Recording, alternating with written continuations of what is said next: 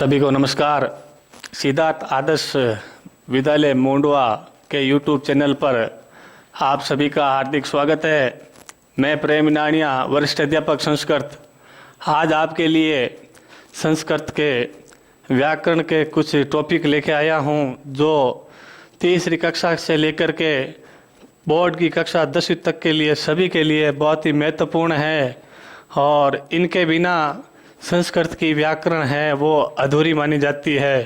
तो आइए आज हम इस अध्ययन के शुरुआत करते हैं।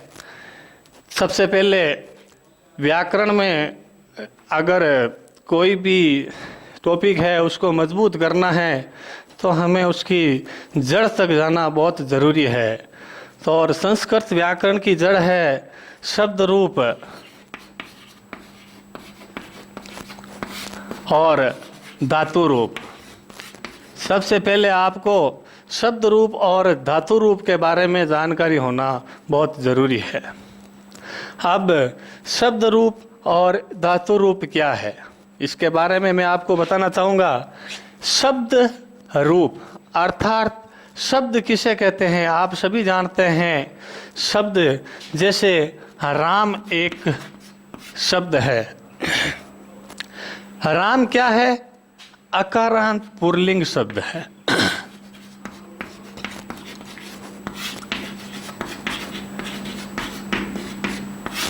अकारांत पुल्लिंग का मतलब है ऐसे पुल्लिंग के शब्द जिनके अंत में आ आता है वो अकारांत पुल्लिंग शब्द कहलाते हैं। इसी प्रकार अकारांत, आकारांत, इकारांत, उकारांत, वकारांत, तकारांत, नकारांत आदि अनेक शब्द रूप संस्कृत भाषा में होते हैं। बात करते हैं धातु रूप की। तो धातु संस्कृत में होता है धातु, हिंदी में इसको कहते हैं क्रिया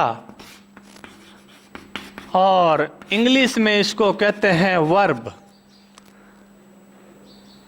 तो धातु रूप जैसे धातु अपने संस्कृत में है पठ धातु। पठ धातु है सामान्य। लकार तो संस्कृत में वैसे 10 होते हैं लेकिन धातु रूप में हमें ज़्यादातर निचली क्लासों के लिए 5 लकार ही काम में लिए जाते हैं। तो मैं एक बार आपको लकार की तरफ ले जाना चाहूँगा कि मुख्य लकार कौन कौन से होते हैं जो हमारे व्याकरण में उपयोग में या प्रयोग में लिए जाते हैं। सबसे पहले लट लकार, दूसरे नंबर पर लृट लकार, तीसरे नंबर पर लोट लकार, 4 नंबर लंग लकार और 5वां लकार है विधि लिंग लकार।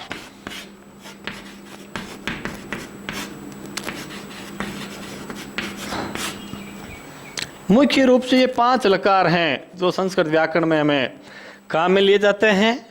ये लकार का टॉपिक हम अलग से लेंगे क्योंकि इसमें बहुत सारी बातें हैं जिनके बारे में हमें पता होना ज़रूरी है।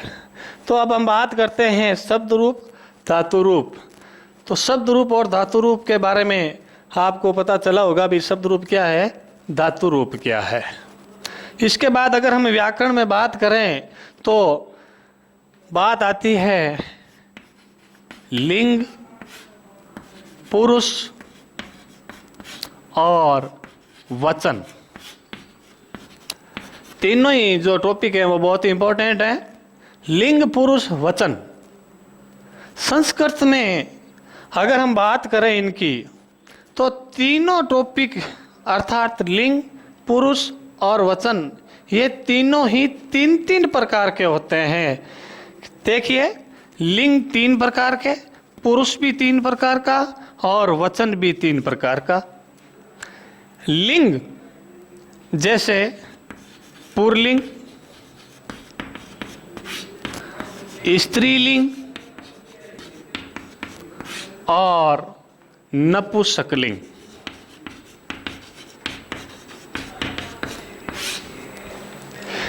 लिंग तीन है, पुल्लिंग, स्त्रीलिंग, नपुंसकलिंग। मैं आपको एक बार इन तीनों के बारे में थोड़ी सामान्य जानकारी देना चाहूँगा। पुल्लिंग अर्थात ऐसे शब्द जो पुरुष जाति का बोध कराते हैं, बोध अर्थात ज्ञान। ऐसे शब्द हमें जिससे पता चलता है कि ये पुल्लिंग है अर्थात पुरुष जाति के हैं, तो वो शब्द पुल्लिंग कहलाते हैं। जैसे बालकः, रामः, गजः, चाहे पशु हो चाहे पक्षी हो, चाहे मनुष्य हो, चाहे पर्वत हो चाहे पहाड़ हो, मतलब इस संसार में जो शब्द हैं जो पुरुष जाति में आते हैं, उन शब्दों को पुल्लिंग कहते हैं। स्त्रीलिंग शब्द से पता चलता है, जिससे स्त्री जाति का बोध होता है, वो स्त्रीलिंग कहलाते हैं। जैसे लता है, रमा है, बालिका है, अध्यापिका है, वर्षा है। और नपुंसकलिंग अर्थात नपुंसकलिंग अर्थात न पुरुष और न स्त्री, इनके अलावा जो है वो नपुंसकलिंग शब्द कहलाते हैं। जैसे वस्त्रम, फलम, पत्रम, पुस्तकम, कई सारे ऐसे शब्द हैं जो संस्कृत व्याकरण में प्रयोग किए जाते हैं। तो लिंग के बाद में हम बात करते हैं पुरुष की। पुरुष संस्कृत में तीन होते हैं। पहला तो है प्रथम पुरुष, मध्यम पुरुष और उत्तम पुरुष।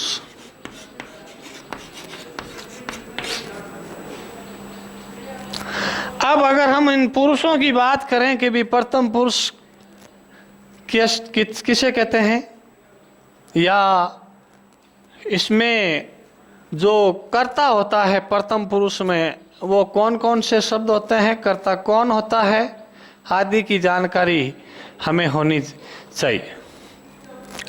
अगर हम बात करें पुरुष की, प्रथम पुरुष की बात करें, तो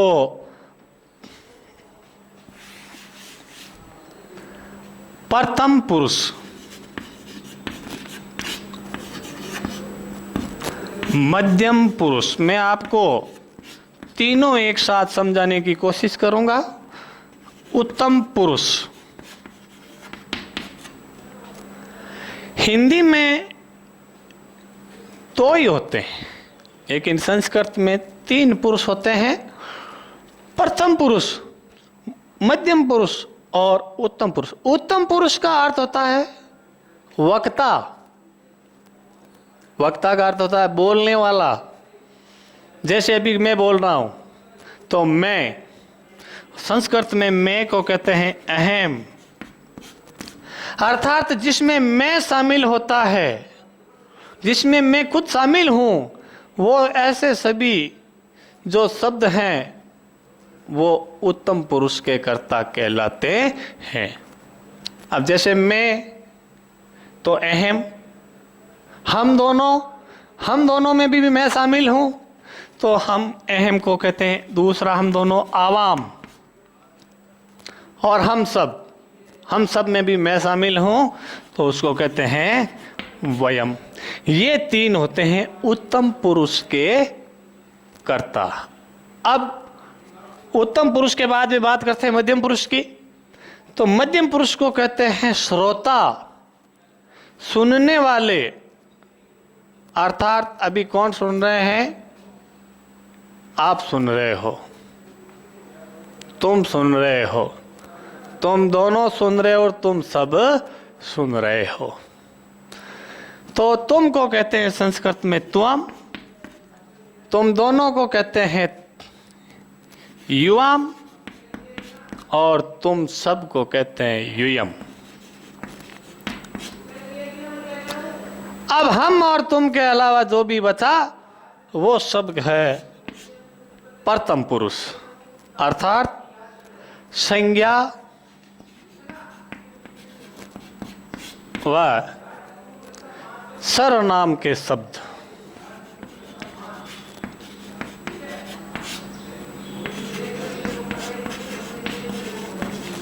संज्ञा व सर्वनाम के ऐसे शब्द जिसमें मैं और तुम शामिल नहीं हो, वो सभी प्रथम पुरुष में आते हैं।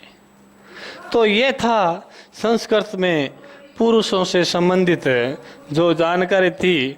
आशा करता हूँ आपको अच्छी तरह से ये समझ में आई होगी। उसके बाद में हम बात करते हैं वचन की। वचन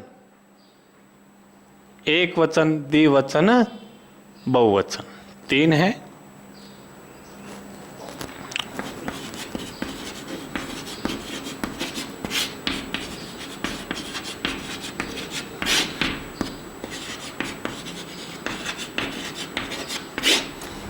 एक वचन अर्थात एक वस्तु, द्विवचन अर्थात दो वस्तु, और बहुवचन जो दो से ज़्यादा हो, वो सभी बहुवचन में आती है। तो ये तो था लिंग, पुरुष, वचन। इनके बाद अगर संस्कृत व्याकरण में बात करें तो अब कारक की बात आती है। कारक का टॉपिक है वो आपको अलग से हम पढ़ाएंगे। उससे पहले आपको पुरुष और धातु रूप को दोनों को मिला करके एक जो नया टॉपिक बनता है, जिसे संस्कृत से हिंदी अनुवाद। अब संस्कृत से हिंदी अनुवाद करते समय किन किन बातों का हमें ध्यान रखना पड़ता है, तो देखिए, जैसे मैं हिंदी में आपको वाक्य लिख रहा हूँ, छोटे छोटे वाक्यों से समझाऊंगा पहले, बाद में हम बड़े बड़े वाक्यों से सीखेंगे। जैसे पहला वाक्य है, मैं पढ़ता हूँ।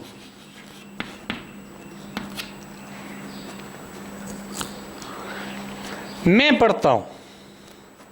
अब आपको मैंने अभी पुरुष की जानकारी बताई थी, जिसमें बताया था कि मैं पुरुष है वो उत्तम पुरुष एक वचन का होता है। तो उत्तम पुरुष एक वचन को हम कहेंगे अहम। धातु क्या है? पट। पट धातु है। लकार पढ़ता हूं अर्थात वर्तमान काल में है, और लट लकार है। लट लकार जिसे वर्तमान काल कहते हैं।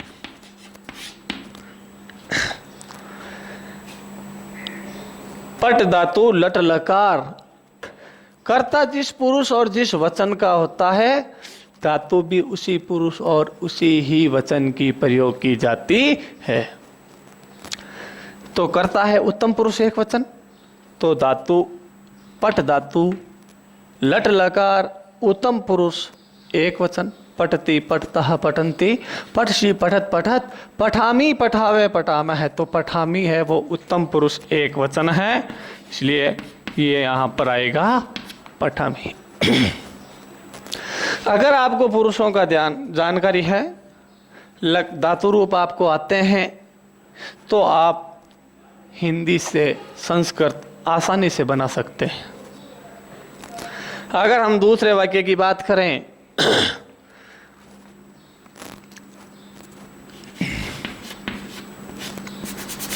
रमेश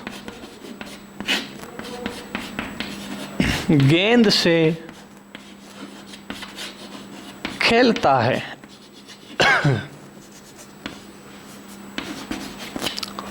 रमेश गेंद से खेलता है। तो कर्ता कौन है? रमेश। कर्ता अर्थात काम करने वाला। खेलना क्या है? क्रिया है। किससे खेल रहा है? गेंद से खेल रहा है, तो ये कर्म हो गया।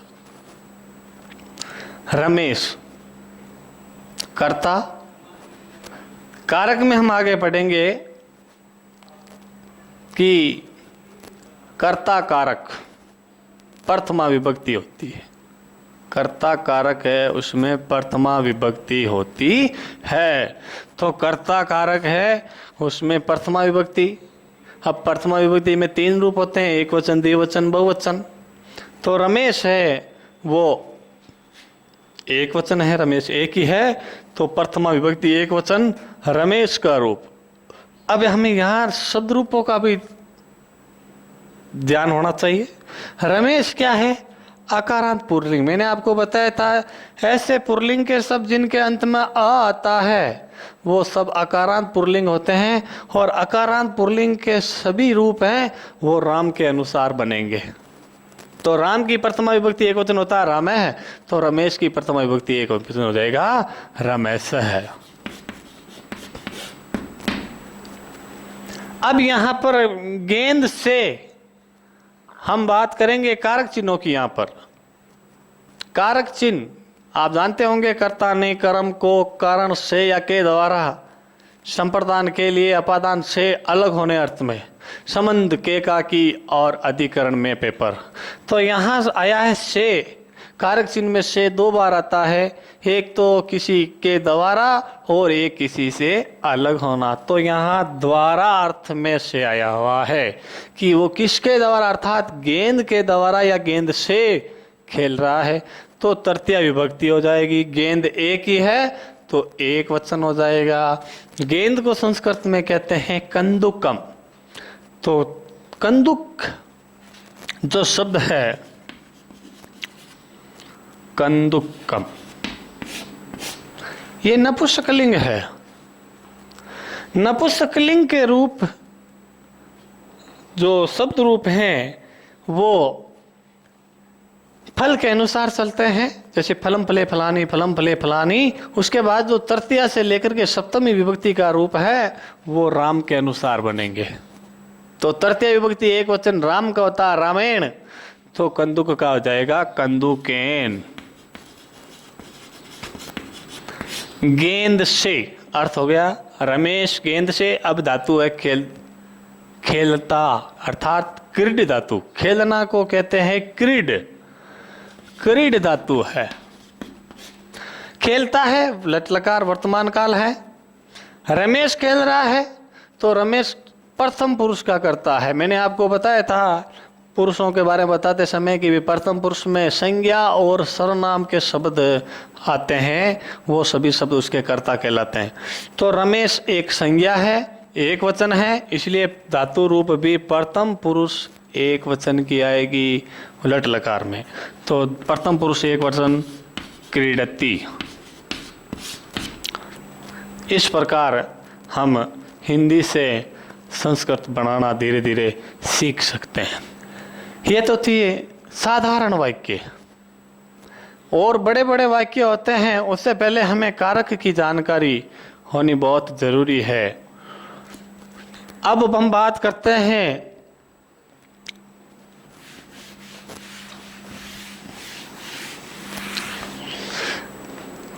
संस्कृत में कारकों की।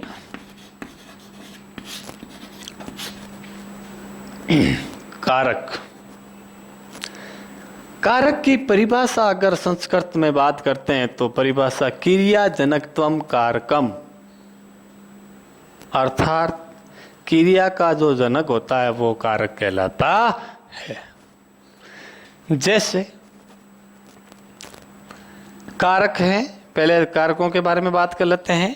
कारक, कर्ता कारक, कर्म कारक,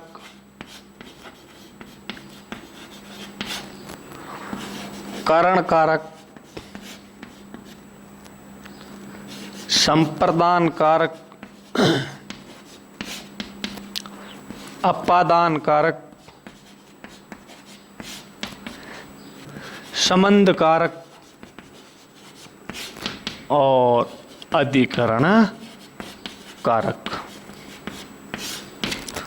वैसे संस्कृत में कारकों की संख्या होती है 6 और मैंने यहाँ लिखे 7।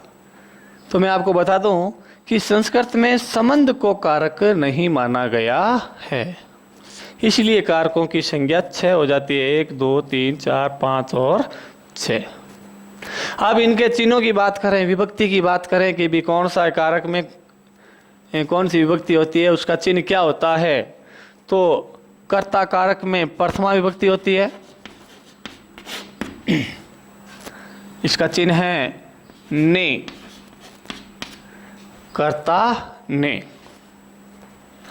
जैसे मैंने भी आपको एक उदाहरण बताया था, रमेश गेंद से खेलता है, तो यार ऐसे भी कह सकते हो रमेश ने गेंद खेली। तो रमेश ने अर्थात रमेश कौन है, रमेश कर्ता है, इसलिए उसमें प्रथमा विभक्ति आई। कर्म में द्वितीय विभक्ति, संस्कृत में एक सूत्र भी है कर्म का, कर्मणि द्वितीया, कर्म में द्वितीय विभक्ति होती है। करण कारक कर्तृकरणयो तृतीया, कर्ता के करण में तृतीय विभक्ति होती है। इसका चिन्ह, कर्ता ने कर्म को करण से या के द्वारा,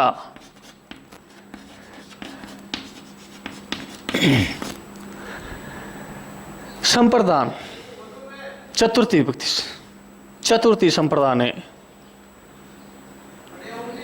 कर्मणा यम बी प्रवृत्ति से संप्रदानम, संप्रदान का अर्थ कर्मणा यम बी प्रेरति से संप्रदान, अर्थात कर्म के द्वारा कर्ता जिससे अभिप्रेरित होता है वो संप्रदान कहलाता है। और इसमें चतुर्थी विभक्ति होती है और इसका कारक चिन्ह होता है के लिए। यानी हिंदी में वाक्य अगर हम लिखेंगे के लिए, जहां कहीं भी आएगा तो वहां पर संप्रदान कारक होगा और उस शब्द में चतुर्थी विभक्ति का हम प्रयोग करेंगे। संप्रदान के बाद में हम बात करते हैं अपादान। अपादान है पंचमी, अपादान में पंचमी विभक्ति होती है और इसका कारक चिन्ह है वो होता है से, लेकिन अलग होने के अर्थ में, अलग होने के अर्थ में। अलग होने के अर्थ में कैसे? जैसे कोई भी बात, भाई रमेश गांव से विद्यालय जाता है, तो रमेश से वो गांव से क्या हो रहा है, अलग हो रहा है। ऐसी स्थिति में हम अपादान कारक होगा और उस वहां पर पंचमी विभक्ति का प्रयोग करेंगे। संबंध, संबंध नाम से पता चलता है कि संबंध अर्थात किसी से संबंध बताने के लिए कि भाई जैसे शब्द है राजपुत्र अर्थात राजा का पुत्र, ये संबंध बता रहा है कि वो पुत्र किसका है, राजा का है। तो संबंध के कारक में षष्ठी विभक्ति होती है, षष्ठी संबंधे और इसका चिन्ह होता है के का की। राम का, राम के, राम की, जो भी ये संबंध बताने वाले जो चिन्ह हैं वो सब षष्ठी विभक्ति में आते हैं। और लास्ट है अधिकरण, आधारो अधिकरण, इसका सूत्र है आधारो अधिकरण। और सप्तमी अधिकरण एक सूत्र है जिससे हमें पता चलता है कि भी अधिकरण में सप्तमी विभक्ति का प्रयोग किया जाता है।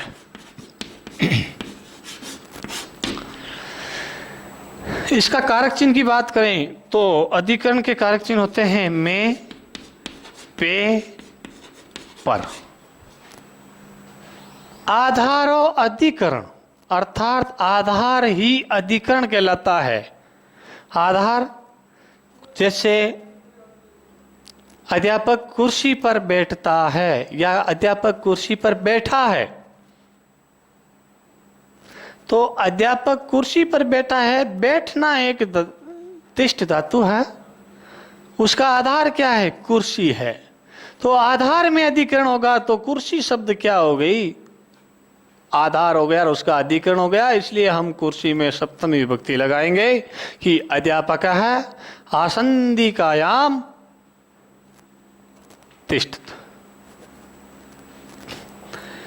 इसी प्रकार कारक चिन्हों के बाद में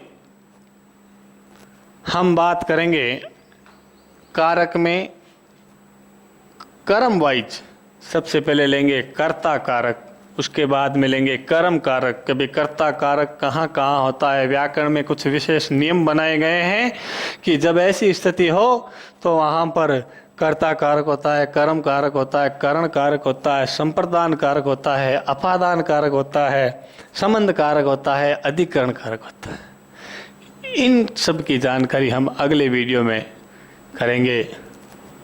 सभी को एक बार फिर से नमस्कार।